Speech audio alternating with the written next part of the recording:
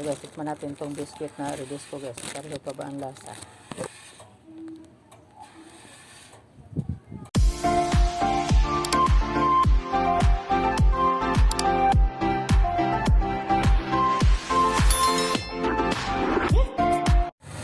Hi guys!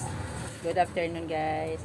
Ngayon guys, ang gagawin ni Mama Loli guys ay magbubukas ako ng Rebisco biscuit guys. Pakita ko sa inyo guys. Itong Rebisco biscuit guys. Isang lata ito guys. So, ngayon guys, buksan natin itong laman guys. Pakita ko sa inyo anong itong Rebisco guys. Kinunan ko to ng video kasi yung bisco na lata na biscuit ay kung makita ko itong Rebisco, malala ko talaga dating ako pa ay nagbabakasyon sa probinsya yung mga 2000 nga taon 2000, kasi nagpunta ko dito Manila guys ay 2000 na taon eh.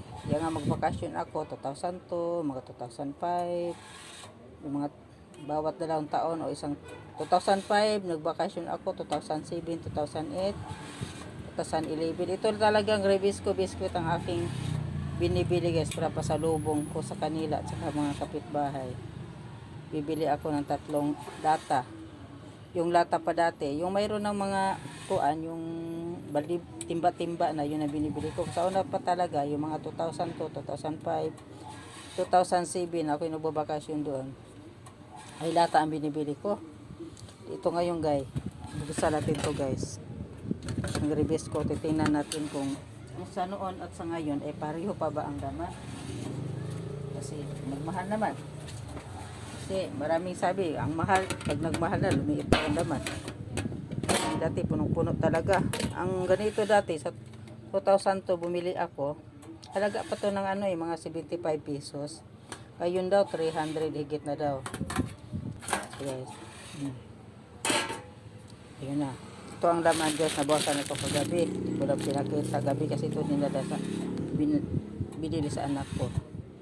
Ito ng laman.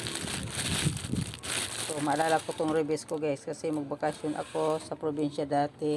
Ako nakapagbakasyon guys, 2015 ang last ng bakasyon. Sigipit na sa budget. Lalo na wala akong trabaho. Walang ko dito sa bahay. Yung magbakasyon ako dati, alala ko, yung maalala ko, makita ko ng Rebisco biscuit, dilata or sa timba ba, o ito lang dilata. Naalala ko tuloy dati, nga ako yung magbabakasyon, magbili ko dito ng 3 lata, bigay ko sa isang kapatid ko, ang sa isang lata sa aking mga anak o sa aking tatay, nanay, at saka ang isang lata para sa kapitbahay ko to, kapitbahay, iripakin ko ng plastic, yung baunan na plastic, tapos bigay ko ba at mga kapitbahay namin na malapit-lapit. Yan nga, matutuwa sila nga. Ako kung uwi, magbibigay ako kahit man biscuit. Matutuwa ang mga kapitbahay, kahit biscuit lang. Pag-ripak-ripakin ko sa plastic. Yung baon na plastic. Tapos, yun nga, bamigay ko. Yan, natuwa na sila. Yun nga, sabi sila, andali ko sa lubong ko, biscuit lang. Ay, yung biscuit. So, assorted to siya guys na Rebisco guys. Special assorted, mahalo-halo. Buksan na po, talagang bukas. Nabuksan na po siya kagabi. Ito na guys. Tikman natin to guys. Ito guys, tikman natin tong biscuit na Rebisco guys. Pareho pa ba ang lasa?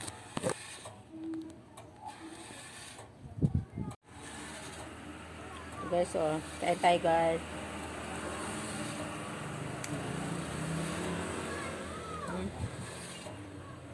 Kasi pa din lasa guys. Yung bakasyon ko sa amin guys. Nga, bili ko. Dang 2011 na bakasyon ko. Ang ko sa 11 kuha ko sa mga nakabanso. Ito nag-aral college.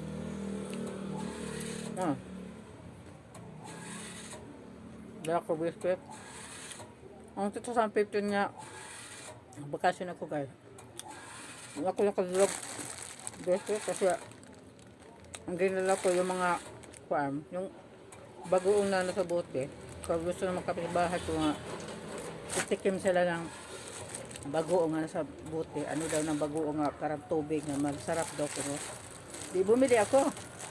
Ilagay ko sa kahon, mga kapitbahay ko, binigyan ko sila dalawang bagoong. O depende pala kung isang pamilya lang sa bahay, bigyan ko isang bote. Pag dalawang pamilya, dalawa din ibigay ko bagoong. Bibilang ko.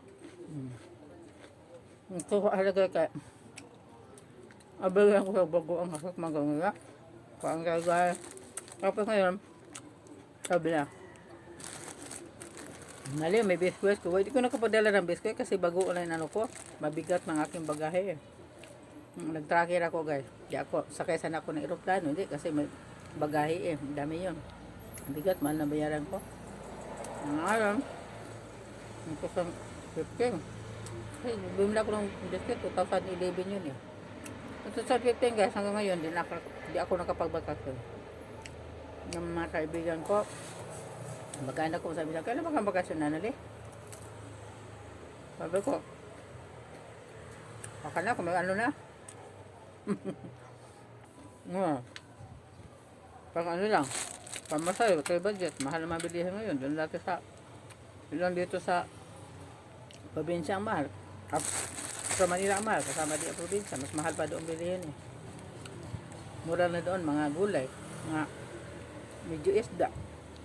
Buwas, medyo mura pa nga atin itong bugas guys. Sa kanila doon, mahal daw. Dito tayo Metro Manila. Walang bigas doon. Kasi ramay doon bigas, mga imported. Kasi ang sa tanim doon, di masyado kaya lagi ulan-ulan.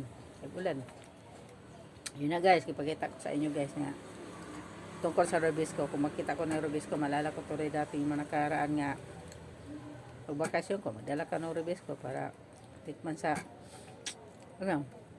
kapitbahay, yung mga kapatid ko, anak ko, saka magulang ko, sa mga kapitbahay, matikman ko, masaya sila. Sa biscuit lang daw, masaya na sila pasalubong. Yun lang guys. Maraming salamat guys sa inyong pag-subaybay at sa panood sa aking video guys. Sana guys, huwag kalimutan guys na i-subscribe ang aking channel at pakipindot ng notification bell icon all para update kayo sa bago ko upload na video. At guys, pasalamat ako sa inyo. Thank you for watching, for always be there, supporting my YouTube channel. Maraming salamat guys. Thank you so much. At sana panoorin nyo guys ang aking live streaming guys para mapanood ninyo. At sana guys, lagi kayo dyan nanood sa aking YouTube channel. I thank you so much guys. God bless us. Bye bye.